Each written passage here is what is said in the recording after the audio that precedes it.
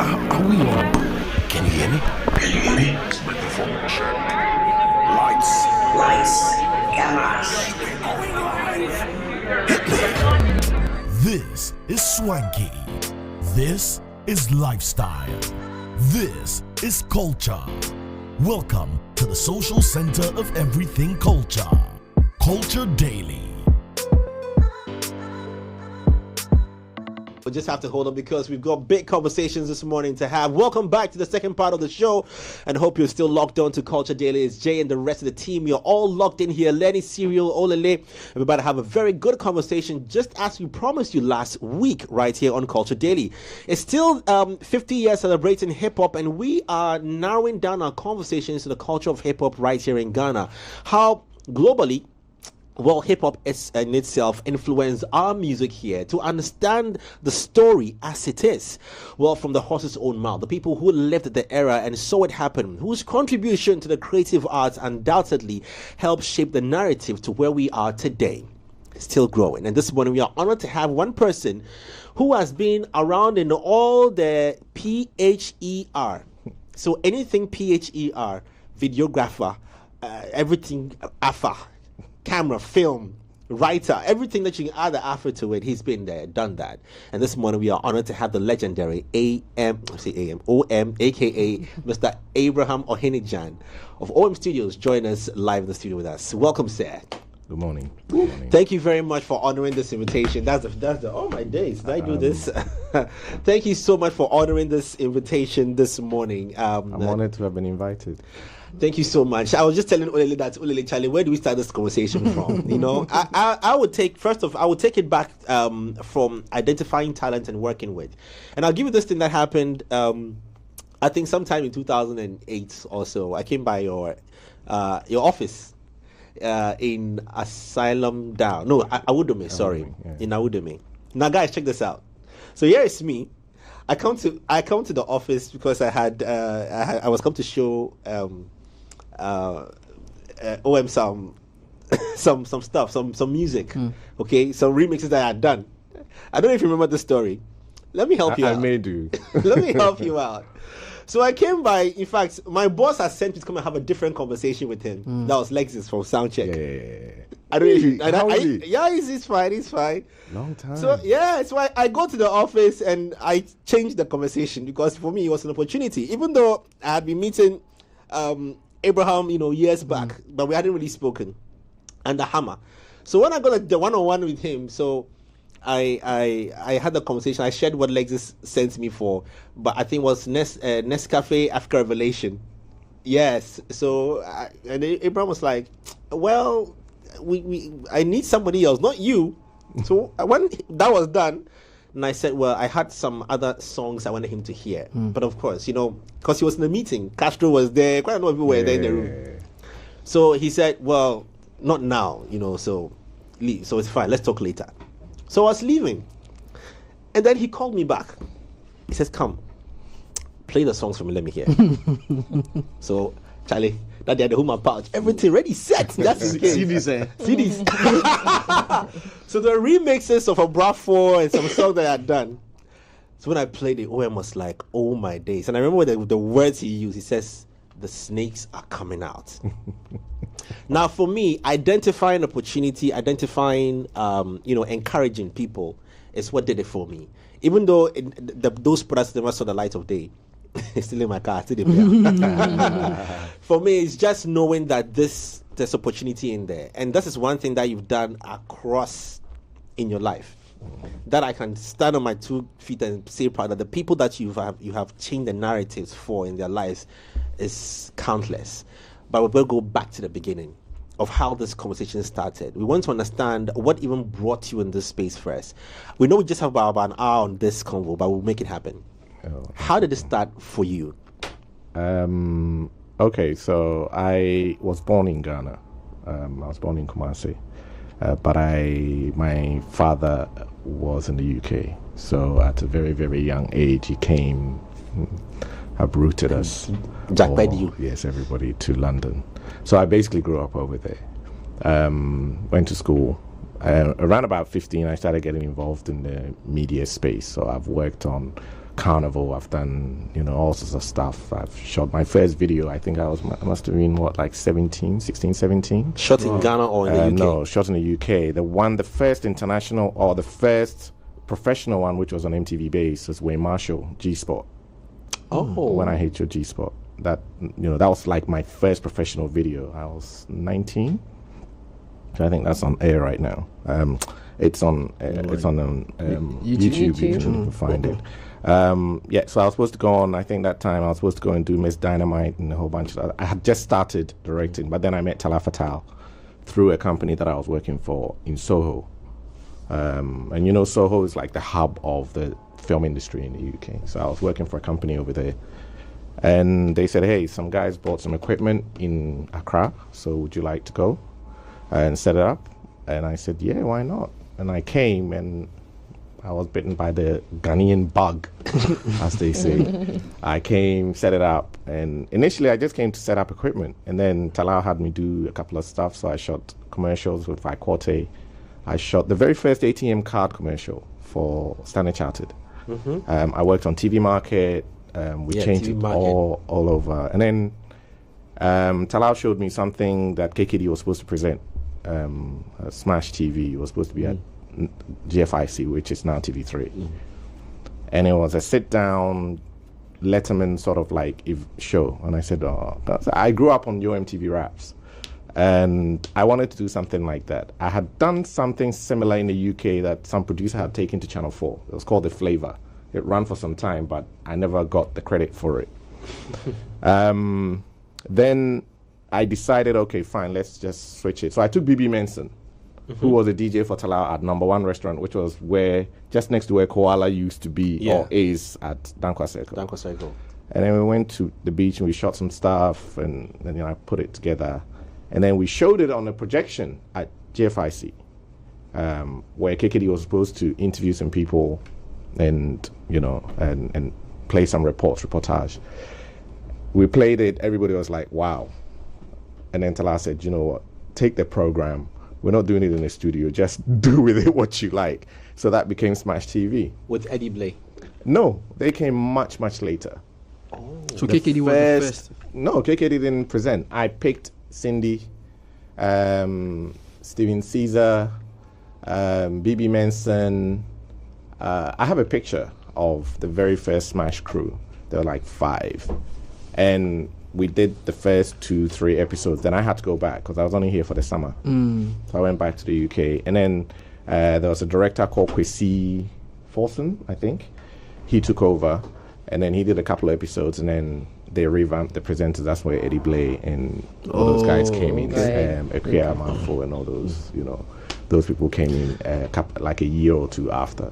So Smash is what eventually, led on to all of the... Because at that time, there wasn't any youth entertainment really on there. Which I was coming to talk about that. I mean, the influence or the impact of Smash TV, led to likes of Foresight and Breath. What the one that Sadiq was, that our founder was doing on with Solid Multimedia? 30 minutes. 30 minutes. Yeah. Yeah. 30 minutes. Allo Bars. Which became Allo Tigo. Music. We did a bunch of stuff. I mean, even for TV3, we had Close Up. Oh, okay. Which originally was called Massive. So the pilot was called Massive. But for the sponsorship, it was changed to Close Up. We did 233 for Ghana, which was like the first Ghanaian commissioned content by DSTV for Channel O. Oh. Hosted by Sammy B when he came off. Big Brother. Oh, okay. And it was like a series, music, discovering Ghana. It's called 233 for Ghana. But yeah, from like 93... What of Gold Blast? Gold Blast I never worked on. Oh, okay. I never worked on Gold Blast. That's ISO. Yeah. ISO went on to present Close Up. Okay. For some time. Right. But I think from the 93 period, I went back and I came back in. So now, like every holiday that I had, I'll either get somebody to pay for me to come and do something, or I would come myself. Actually, the first time I came myself was 96. But between 93 and 96, I would be invited back. So I worked on Panafest. I filmed Stevie Wonder when he came here right from the airport. I was basically his camera person. where he stayed, going on stage everywhere. Stevie Wonder was here for Panafest. Yes, Panafest '94. Wow. Yeah, he was here. Then '94, I shot Panjianov. Yeah. Was a friend. Panji was a writer for Desmond's. I don't know. A lot of people don't really know that. Panji wrote. I don't know if you remember Desmond's, the comedy program. Panji was a writer on Desmond's for the BBC. He came over to Talal's office and said, "Oh, AB, let's do something." So he had this group, like the Nima Boys. We went to shoot a video called Super Mugiaro. Then he had these boys talking drums. Yeah, talking drums. Now, I didn't know that '92 he had done a show which featured a whole bunch of young rap acts like Taboo and Native Funk Lords, all these boys, Taboo, Grammy Fache and Jegate, they were all in Taboo. So this was like a year or so before I came. And then he had somehow managed to get a group together, Abeku and Kwekuti, and there was another boy, I can't remember his name. And he brought me 2 songs, Akwaba and Aden. He says, "Oh, let's shoot some video." We ruined a camera shooting one of them. We shot one on film. Oh yeah, we drove over one. In cantonments, yeah. I mean, no, the roads in those days are not like the roads you're used to. In cantonments. Cantonments. We from the Togo Embassy roundabout, going around the back to Sechbach Road, going to the post office, that lane. It had like bumps on the road, and we were shooting something, and the car just hit, like a pothole, and we dropped the camera, and the car went over. These names you've mentioned, these artists were hip-hop artists, or was it the early hip life rap artists or rap artists? In the early days, they referred to it as yo-yo music. You know how it is. It was youth music and Kalan and yo. So they called it yo-yo music, and there were people rapping. Even KKD was rapping. There were people doing. General Marcus was doing stuff. Sammy B. All these kids were running around, doing what they saw on American, and getting content from Europe and America was not common. The first person I met who seemed to get access to a lot was Michael Kreku. I've known Mike for a very long time. Mike is one of the first people I met when I came to Ghana. A friend who took me around NS that day, he's at Max TV now. He was like the person that I knew would take me. He knew. Yeah. And he said, "Oh, there's a guy down the road. I went to get a haircut. I used to have locks."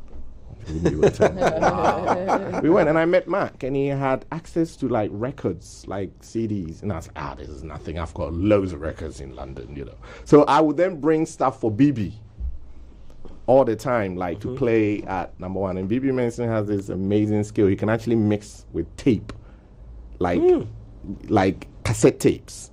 He knows how to mix. He's never shown people, but he still has those cassettes and things like that. So the early days, it was very difficult for the youth to get access to foreign stuff. But the little that they got, the GIS kids, they tried to mimic and do stuff. But what Panji was doing with Talking Drum was different. When we went to shoot for Smash, he was in Mac Tonto's studio. And he was sampling Mac Tonto and they were rapping on it. Mac Tonto from Osibisa? Osibisa. And he was rapping on it. So when that was done, he said, he brought it. It wasn't the first time. When we shot for Smash, they were recording. When I went and came back, he had finished. My cook, who the owned Vibe FM, which became Live FM, had been working with a guy in London called Big Ben to try and do like hip-hop, Ghanaian hip-hop. And Reggie was already a big artist. He had massive success with to do DLZ. Ghanaian hip-hop, so as in like, dovetail to Tree on, because that's another controversy that, So this is the thing. You need to understand the sound was changing. You had swing beats around that time. Teddy Riley was a big deal. Hip-hop was just kind of like gaining ground in Europe as well as in America for the first time. It was actually kind of like coming mainstream. So everyone was trying to make something that sounded like it. But that's when I met Mickey in London. I even did some stuff for one of his artists, GQ, in the UK. But when we came to Accra, Mickey was doing business. But he met Reggie and said, listen, Reggie said, look, I've managed to write a verse in Chi. He met Reggie at Cantonments. Reggie came to Accra, I think, on invitation of Panji, I believe. And Panji had been recording Talking Drum. Reggie was, like, obviously, the superstar, PLZ. They had major success in the US. And so he was, like, probably the most recognized hip-hop artist that's, like, local to Ghanaians. So he had a horde following him all the time. But he met Mickey, and he told Mickey that, look, what you wanted to do, I've managed to write a verse in Chi.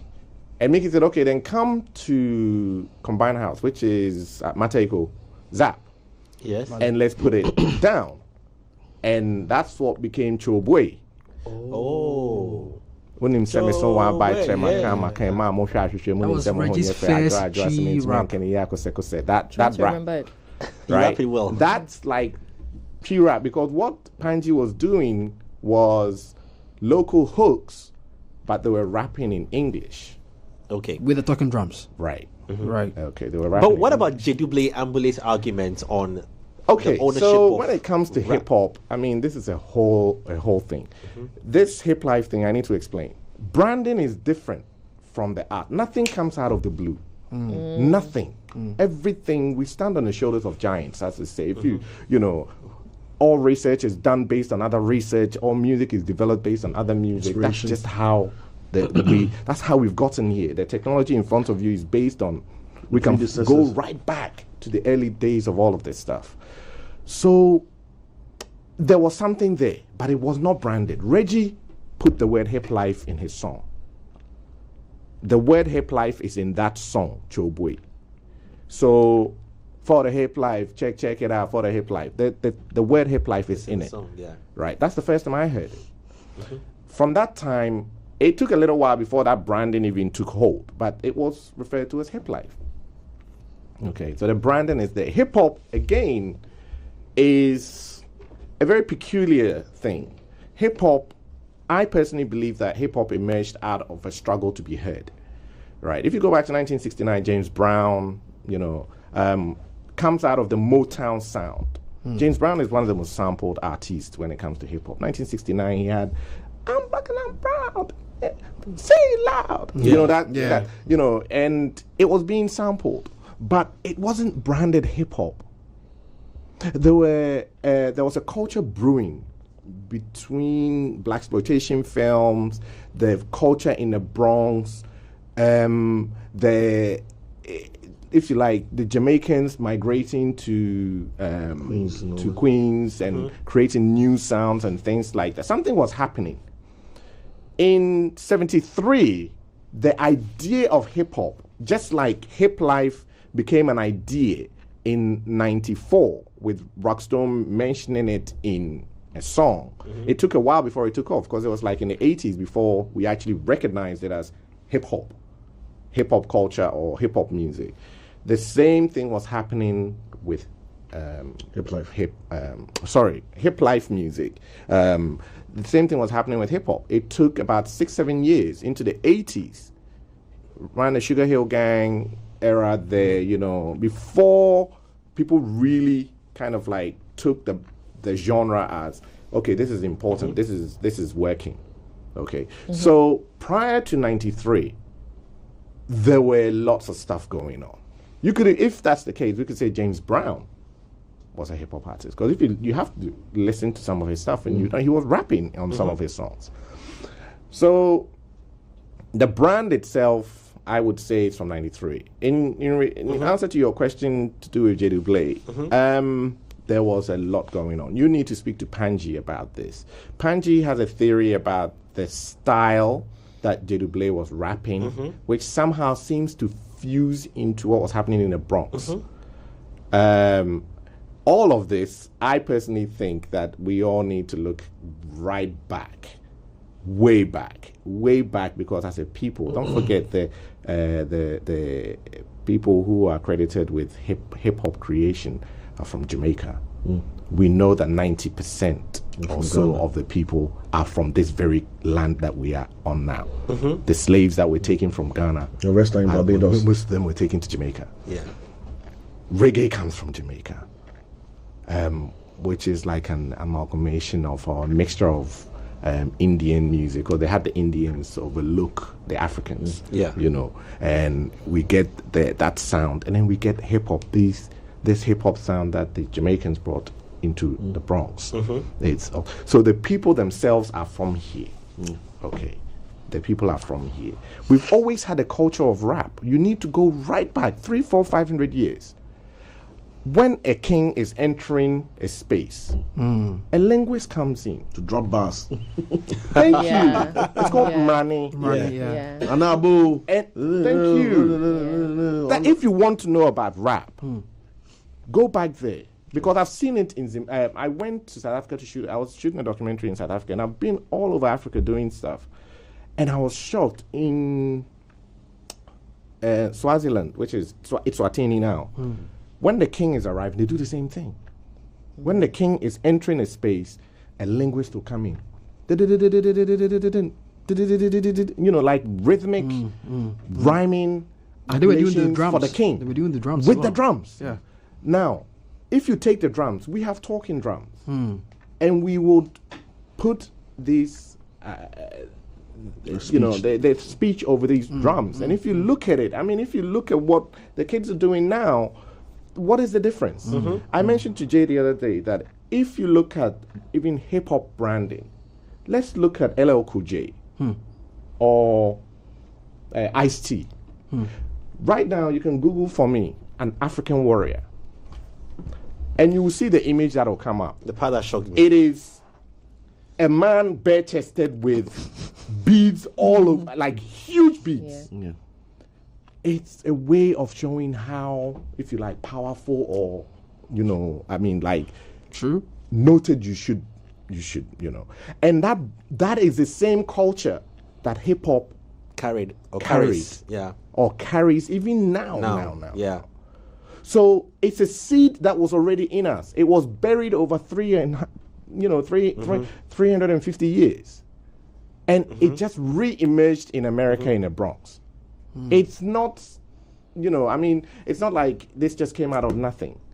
The people already had hip hop in them. They already had this culture of rapping over drums or talking over music. We already had even the cultural representations of it. It just manifested differently. It just manifested. It basically, you took the people away, you subdue them, and when there is an element of freedom, it starts to pop up. The seed starts to germinate, and that's how we get hip-hop. So if when you go right back, historically, hip-hop already exists. It's not called hip-hop. But it was there. Somewhere along the timeline, it got a different name. It got a different and we got obsessed over the name. Just like the way we do with hip life. Exactly. And what... But as so as a people, yes, we're celebrating hip-hop, the brand, 50 years. But the people that made it, and the people that they are us. And in us lives that seed that goes back hundreds of years. We know this. This is not me just making it up. You just need to go back. We historically have the music. We can pull out stuff. And we even have high life music where people stop halfway and start talking. They play it, and they'll stop. Hey, this is something that we've always done. So it's in us. But the seed germinated in 73. Wow. And it was called hip-hop. Wow. And that's fine. And let's celebrate that. And that's great. And we gave it to the rest of the world. And it became the most dominant music globally. So has reggae. But Marley didn't create reggae. It was a sound that developed. But we see him as one of the icons. The icon of reggae. Okay, so what you mentioned something that really piqued my interest, and I just saw a parallel clearly. Early hip hop had the hype man doing the work the linguist did for the chief. For the chief of the king, too. So when the DJ is scratching, the hype man goes, up next on stage, Jay Foley coming out of the Bronx. But that's what the linguist was doing for the chief. Remember old albums, before the track go start safe, some DJ go can hype solid 1 minute before the rapper go come. But hip-hop primarily was the DJ before the rapper. So it's Jazzy Jeff and the Fresh Prince. Because he's the one spinning I always use that so people remember that it was the DJs, the people that made the sound. that created the genre. You know, and this is why I got into trouble when I said that let's not give the credit to Reggie and Panji. Because Zap was, you know, but the fact is people that before. the music, it's not the lyrics per se. Yes, obviously they are the brand, but the music is what creates the genre. And that inspires the lyrics. Yes. So that comes first. So it was the DJs, and the reason why that comes to be, and again, this is my own theory, is that from the 50s and 60s, you needed, you know, the format that was around was an 8-track or vinyl, which were in the early days. And if you lived in the ghettos in America, where are you going to make music? You needed a band. There was no other way. Live capture. You can't do it in any other way. And you are hungry. You live in the ghettos. You have no money. You want to make music. What are you going to do? You will take somebody's music and take the portions that you want. Right. So sampling. And sample, because you can't afford a band, so you would take that little instrumental area and find a way, and you loop it, and I think and make it yours, and that's how we get this DJing thing come into being. It's really just a generation that wants to do something but didn't have the resources. Yeah. So you had to look elsewhere. And had to basically find a way. Let me ask you a question now. This is supposed to be, probably I should ask it at 10 o'clock when we're wrapping up. But let me ask it now and see where it takes us to. Your generation, your league, you know, the Reggies, yourself, the Zaps, you know, the persons who lived in a certain space at that time where your you know, daily activities dictated what the Ghana music industry was going to be. When you look at what the new generation is doing now, where do you think we should be careful? I asked a question to Bushke about, was it Bushke, about had hip life not come and had we stayed on hip hop, what would we have been possibly now? Would our sound have changed, or would it have been for the better? Would it have been for the worse? If you look back at us now and the constant evolution, the quick evolution of our music, GH rap, hip life, Zonto, Ghana piano, and this and all that. What are the dangers to us now, or is it for the better? I think it's for the better that, you know, as a creative space, like I said, we survive off, or let's say we develop off others. It's always been the case. If you look through our music, as much as we think that we've created original stuff, high life is big band music. Big band music is marching band music. It comes from the West Indies. I can play high life from the West Indies that sound like high life in Ghana. They brought them because they brought soldiers over here to fight because the British couldn't fight. The mosquitoes were killing them. So they brought these people, and their music is what influenced us to make high life. When you come through that and you follow through, we come to Osibisa, for example. That's Bootsy Collins, Parliament. I mean, if you listen to funk, the actual funk, back in the days, funk was anything that was black and R&B. Wow. So if you said funk music, even, you know, everything from Motown to James Brown to... everything was funk. But real funk music, you know, Parliament, Bootsy Collins, you know, those. And when you listen to Osibisa, you had an awful lot of coffee in Brazil, you know, those kind of songs. When I heard those songs, I didn't even think they were Ghanaian. Oh, wow. You know, as a kid in the UK, hearing, you know, certain songs, Thomas has this song, I Keep On Crying. I didn't even think it was Ghanaian. I mean, I would hear it. You were hearing these songs in London? Of course, you'd hear at it. At the time? I mean, you think this is the first time Ghanaians have gone international. Do you know what Osibisa has done? Osibisa is one of the biggest bands in the world.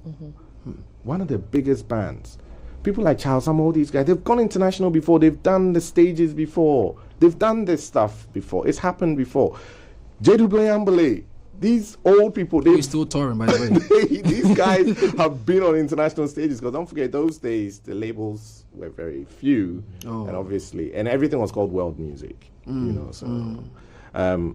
But we have always reiterated what's happening and made it our own all the time. So had we not branded hip life as hip life, it would still somehow have shown up the way it is now.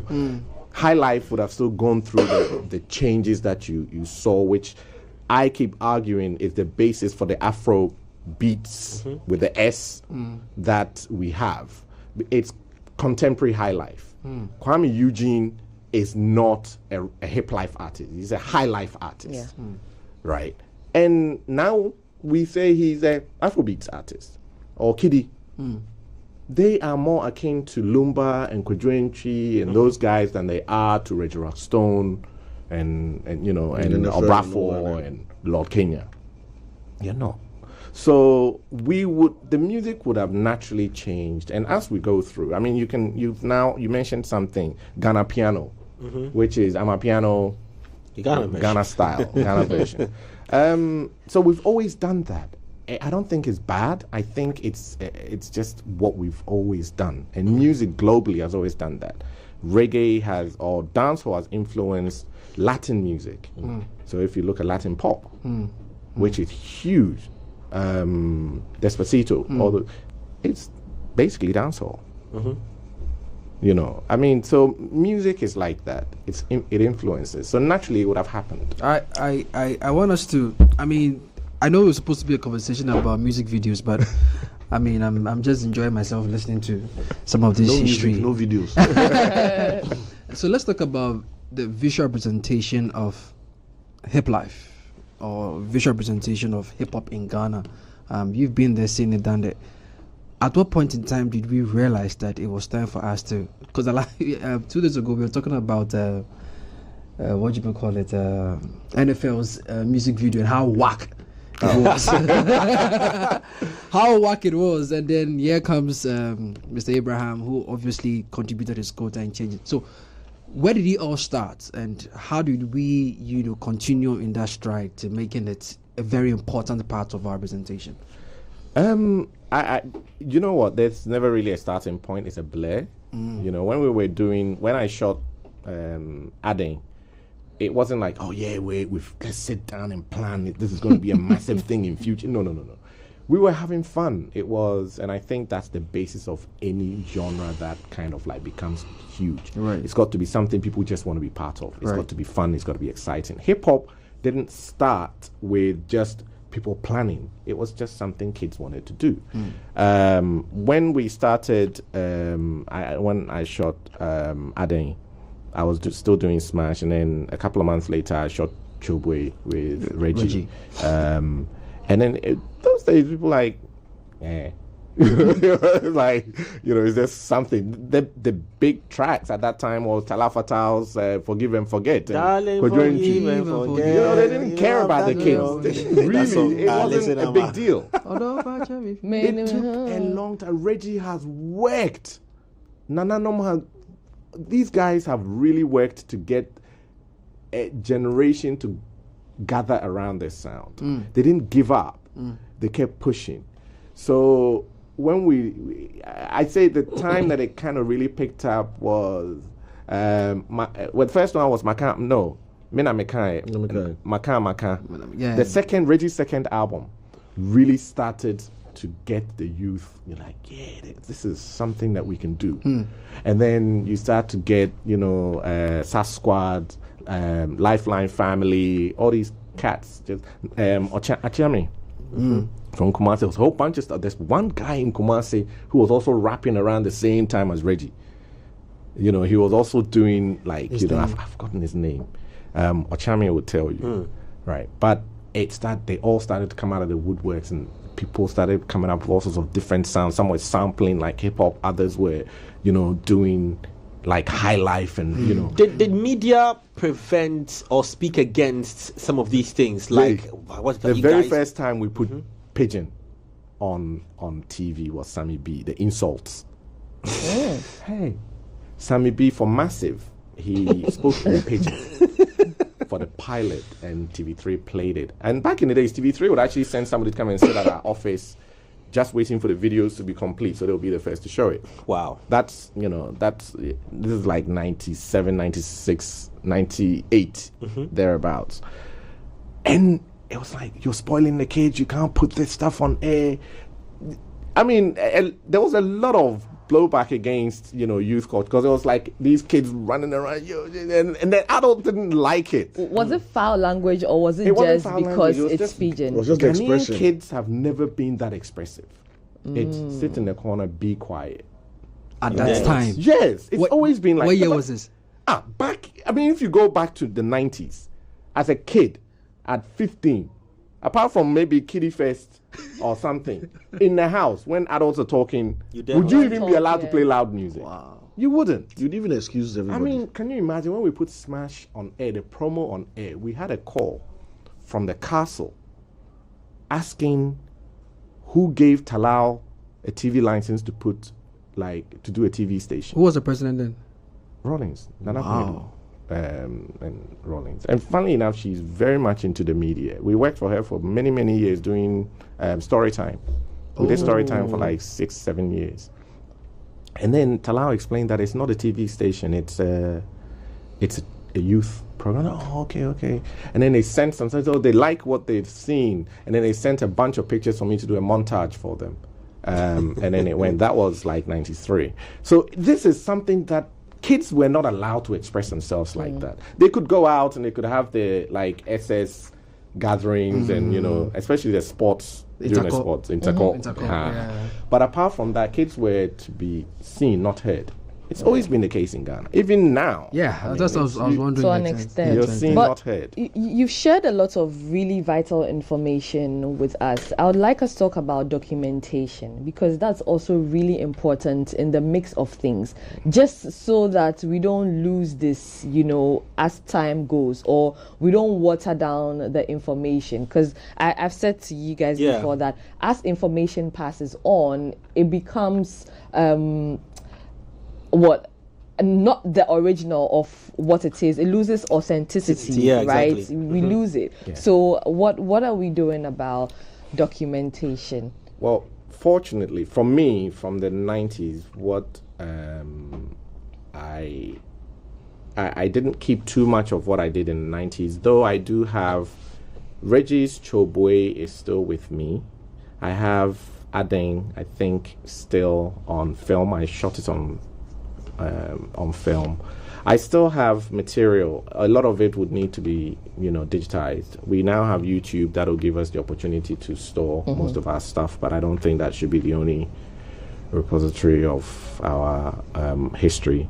In terms of telling the story, we're all guilty. We sit in our little corners. I had, these kind of interviews had not been old men like Jay Foley. He's an old man, this guy.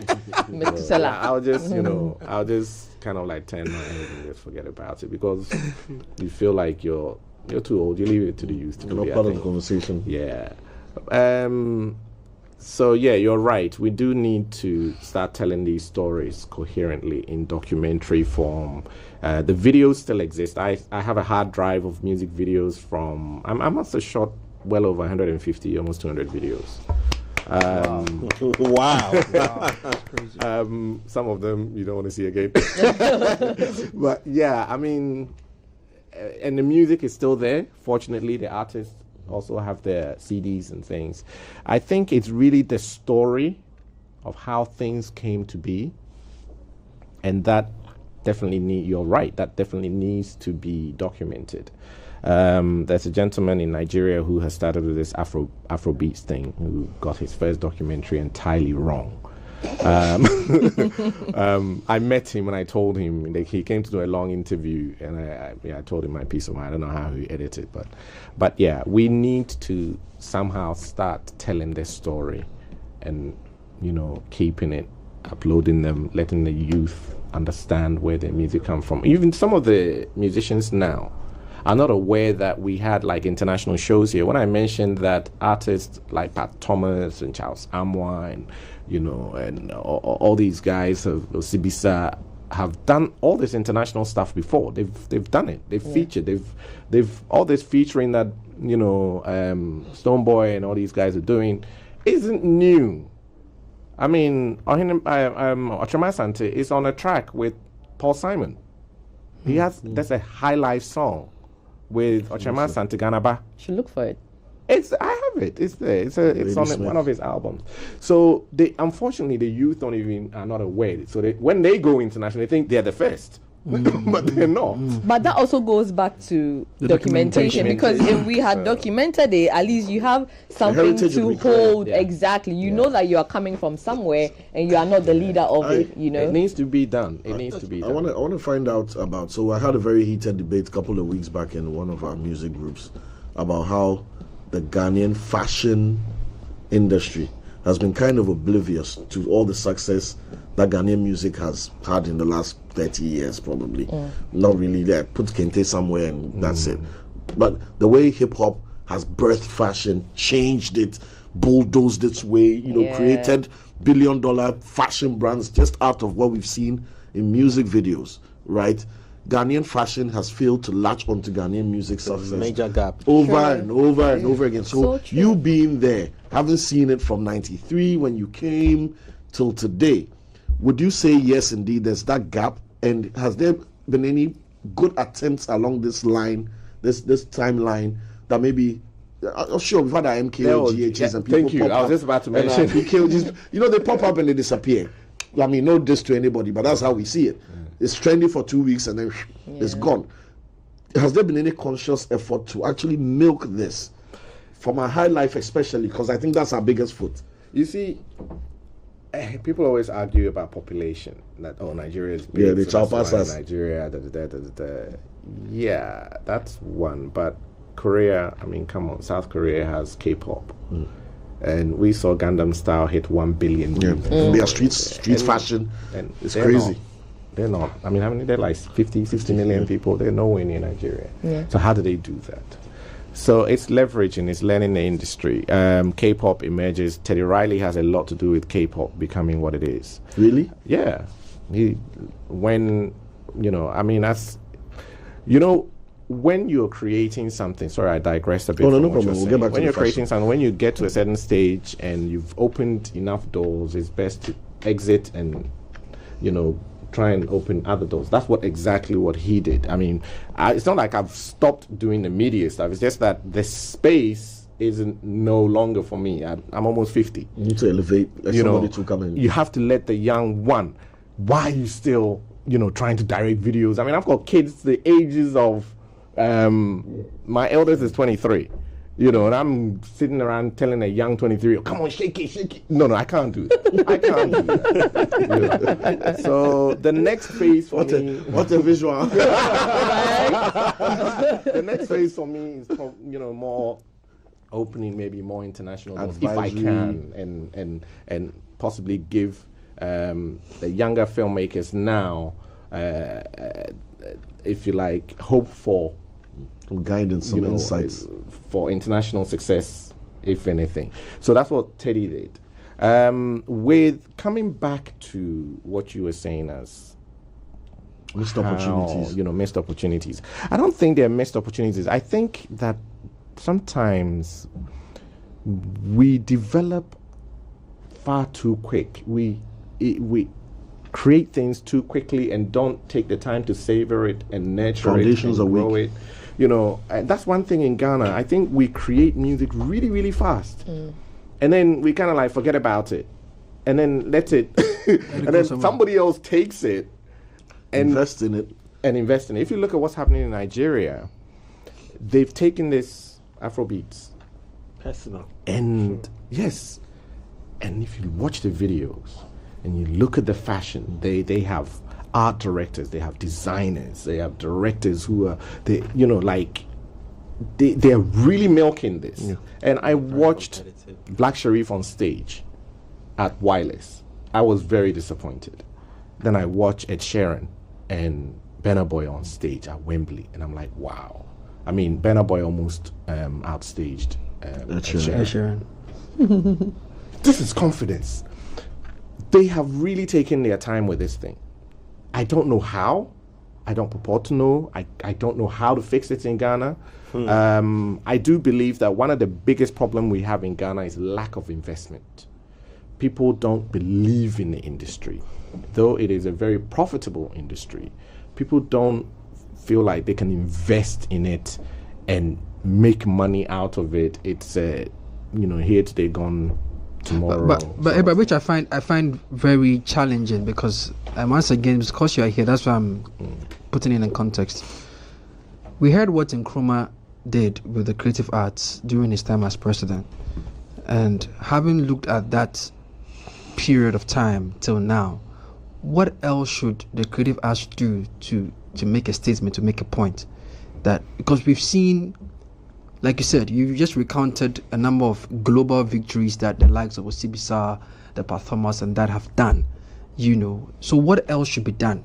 Like at this point in time, is it that it is intentional that we are getting the onlooking, posture, or is because we haven't been able to prove ourselves? Because if it's about proving ourselves, dating back 20, 30 years, we've done something. We've put Ghana on the map one way or the other. This is the first time I'm actually hearing, and pardon my ignorance, that Stevie Wonder came to Ghana for Panafest. Oh, no idea. He's been here several times. I know Stevie Wonder has been here, but I didn't know he came specifically for Panafest. Yeah. You get what I'm saying? Pictures. So we have. That means the creative arts as an industry has always positioned Ghana. So that means even this whole idea of coming to Ghana in December and all that is just like an add-on of what has already been established. Yeah. So if we are even doing that for December in Ghana, why haven't we been able to do it for the creative industry as a whole? Because things like Panafest don't exist anymore.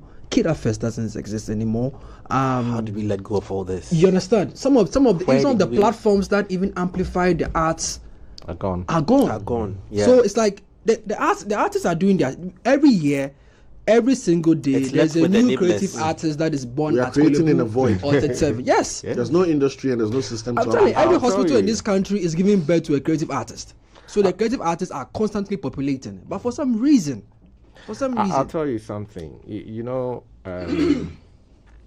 This is quite. I might digress quite a bit. When I was doing my masters, I wrote something about how the death of the megastar. And it kind of went back to how after the war, not megastar, like megastars, like, we will never get a Bob Marley or a Michael Jackson again. Yeah. We won't, because of the space, the media space that we have. It's never going to be possible. We will never get a global artist that big, that everybody knows, like known like Coca-Cola. I mean, if you pick Coke, Michael, Bob Marley, anywhere in the world, from the deserts to the jungles, you hear of them. Yeah. It will never happen. Why? Because the media space is so decentralized and so democratized that everybody is in their own little corners doing their stuff. What happened after the war in America, because America was the biggest winner, they were able to spread their culture, the American ideal, around the world. Their cars, their infrastructure, the American dream. That's why we all want to go to America. Prior to that, everybody wanted to go to London. America was never, if you're not old enough, but back in the days, you're quite brutal, and America. London, Germany. Thank you. And America was able to use the space between World War II and 1960-ish, 1970 to really sell itself culturally around the world, globally. It was curated. It was film, it was music, it was culture, it was cars, it was fashion, it was everything. To the point where in the 90s, everybody wanted to be American. Even Europeans wanted to be Americans. Why am I mentioning this? Okay, so what's happening right now in Africa? Everybody wants to be Nigerian. With the pigeon is changing, like Nigerian. Yeah. The music from Senegal to Kenya, to Tanzania, Namibia, Ghana, even though the basis comes from us, we are now copying the style of what's coming tonight. What have they done? Since the early 90s, when even D'banj was rejected from Tic Tac's track, that's how Tommy Totula got onto Kangaroo. Tic Tac refused to put D'banj on because he wasn't big enough. Fefenefe. Sorry. Kangaroo was Samini. Sorry, apologies. Kangaroo was Samini. Yeah. And that was the first time MTV even shot a video in Africa for an African artist. Wow. They shot it for Tic Tac. That's how big we were at that time. Nigerians have found a way to sell their culture through film and music around the continent. And if we're to change anything ourselves, we need to make that investment. It needs to be a national thinking. It can't be individual. Nobody has that kind of money. We need to make, how many films have we made here in Ghana this year that sell the Ghanaian ideal, the Ghanaian dream? I can tell you the Ghanaian dream.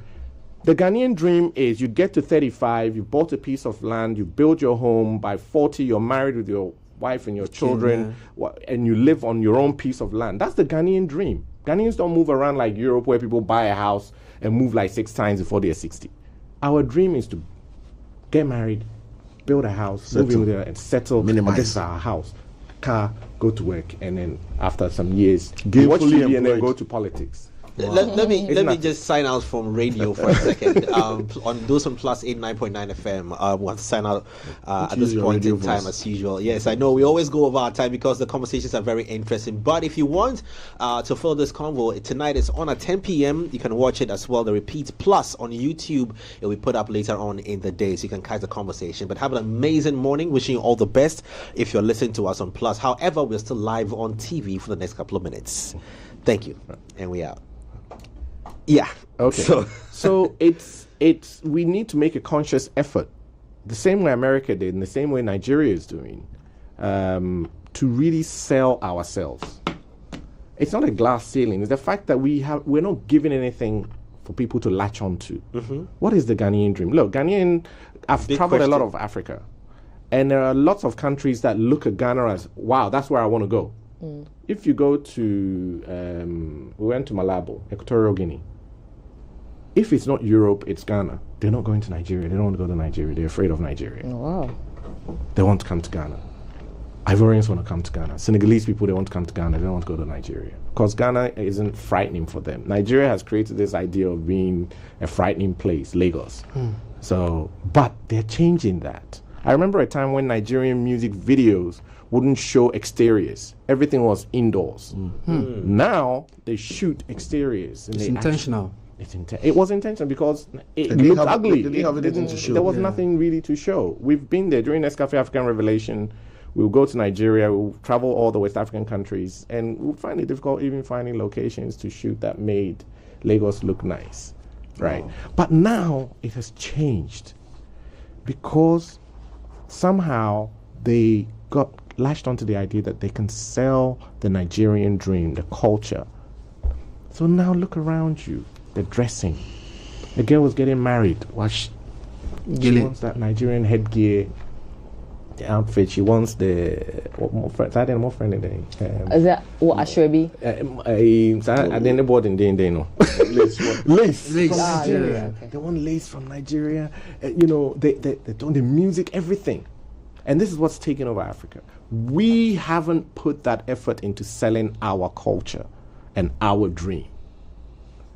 I have a question. I also have a question. I have a question. On that junction. I mean, the last time, I personally think music videos are not fulfilling the purpose for which they used to do in our time because of the TikToks, challenges and whatnot. At first, before you'd actually see a particular dance move or dance challenge, Slim Buster is doing Masharita with it. That's the first time you're going to see like somebody, do like a dance move or a choreography in that matter. Ali going to green and all those things. We've seen people do choreography in these music videos. Music videos were a way of activating some of these dance challenges. But these days, because of internet, everything has become smaller.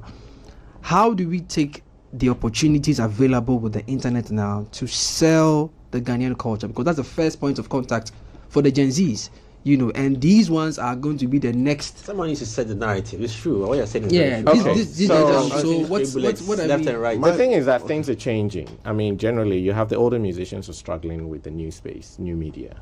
They're struggling. I mean, Ofori releases music. He's a Lumba. Their idea of how to sell music has changed. So he can't get the same kind of hit that he used to back in the days. And I think that this same very different space provides a new opportunity, though it feels disconnected, and everybody's in their little corner. the problem we have is that our youth are copying the dominant culture right now in Africa. And so they're hardly doing what they should do locally. So even if you had like 10 black sheriffs, they will probably all be doing something that's reflecting Nigeria rather than doing something that's reflecting Ghana. That's the problem. The opportunity is that it is possible for new movements to be birthed, but they need a push. We've seen Asaka. We've seen it. It doesn't exist in Nigeria, but you watch. If they let go, it will end up in Nigeria. And they will take that music and they will run I thought it's already started. There's a conversation around Yeah. right. But it started in Kumasi. Where are the boys? Why are they? Where are the? If somebody comes to Accra, they hear this music. I mean, Stormzy came here and he went straight to Kumasi to go and shoot a video. Yeah. So I land in Accra. I was speaking to DJ Slim. I said, I land in Accra and I want to feel Asaka music. Where do I go? What do I do? I go to Kumasi, everybody's going to the market. Where is this Asaka sound that I've, because on the internet, everything you curate it and you can be in a space where you're surrounded by all these artists and you get to Kumasi and it's like, it's a lie. Nothing there. Where are There's these no art, people? there's no culture. Facade. Good. So what are we doing about it? That is where the problem is. Even the hip life that people need to experience. When you land in Accra, where is it? We've managed to do something in December where people land and there's a bunch of events happening. There's so much going on. And it's a mixture. There's foreign, local, and that's great. But can we do that if somebody lands, okay, Easter, everybody goes to the mountains. Can we do something? Can we make that bigger? Can we turn that into like a huge Mardi Gras sort of thing that celebrates our music? What can be done in Kumasi? And a lot of this stuff requires some external effort. Unfortunately, that effort, our industry, is still very much in the doldrums when it comes to, and I hate to say, but when it comes to the official spaces. I keep saying that there's no effort from that side, and there's a very good reason for it. You see, the media is the fourth estate. We can literally put a president in office or take him out with enough, Occupy Ghana and, what's it, what was that Fix the movement? country. Fix the country. They're very dangerous movements for political parties. So as a political party or somebody in power, this snake can bite you. Would you keep feeding it to make it bigger? I see where you're going. You wouldn't. You would just keep it controlled. Yeah. A very hungry snake. Yeah. You keep it controlled because if you build the theaters and you invest in the art and you build the schools that are teaching the music business and teaching engineering and teaching marketing and promotion, and you put money into making films and developing the film industry, and what you're creating is a space where these guys can put somebody in power and take them out of power. But this is really a different perspective. Do you understand? And so as a politician, that is dangerous for me to do. But in actual fact, it's not really. If you regulate the space, because we have lack of regulation, because the investment is not there, we don't have regulation. So it's uncontrollable. So the beast is not controllable. Let's not feed it. We can't train it. So let's just leave it. And so how many national theatres? Have you seen our national theatre? It's dead. You were talking about Kiddie Fest. Where was it done? National Theatre. I wouldn't walk into National Theatre now. It may collapse. Look at the state of it. How many new theatres do we have? We have so many private event centres. They're happening all over. East Legon alone, from Underbridge going, is like 6 or 8 of them. Yeah. Right. So people are willing to make this expensive investment. Look at the Icon. Right. Why isn't the state interested in having the institutions, the funding into traditional and cultural, like Nyomkro and these things? If I came to Ghana and I wanted to research or even hear Adwa music, where are they? These people, they need to eat. Some funding needs to be provided for them to be able to keep practicing this stuff. this has to come from government. It cannot be, they can't do it and survive on people just coming in and paying ticket. Go to the UK and find out the national lotteries. There's some of that funding is given to the arts. Every year. You mentioned a creative is born at Kuala Lumpur. Every year, somebody retires from the film industry as a top director, and every year a new person steps into that place. How do you think they get that person? At the very bottom, you have thousands of young people coming out of film school. There's so much funding to apply for, 2,000, 3,000, 5,000 pounds to make films. Out of that, they'll see the talents, and they'll take that talent to the next stage. And take that, and then you get the big directors out of that. You need to fund the base. And where does the money come from funding the base? The big directors that make the huge movies in the big studios pay the taxes. And some of that is what is used to fund what, so it's like a machine. When they make these, a lot of the Marvel movies are shot in the UK. Lots of them. Massive studios have been built in the UK. They make money from that top end. They take some of that funding and they put it at the bottom end so that they can, it feels like free money at the bottom end. It's not really free money. It's just to... The machine has to run. It has to run. That's where the seeds are grown, and then out of that you get the talents, and they'll keep coming through, A few years down the line, then you get the, the top shotters again. Good. You get somebody replacing the big directors. A young kid will come in and they're the new thing. Right. So you need to do that, and you need to do that right across board, from writers to poets to traditional music to film to theater. It all needs to be done. We don't put that effort in there. Right. And so everything is privately done. A kid wants to do music, they have to find an uncle that's willing to give them money to record. Find somebody that's willing to invest in there. There's no machinery. There isn't the machinery. There isn't that thought in, yes, we need to curate this. And when you don't, you then cannot sell a national ideal.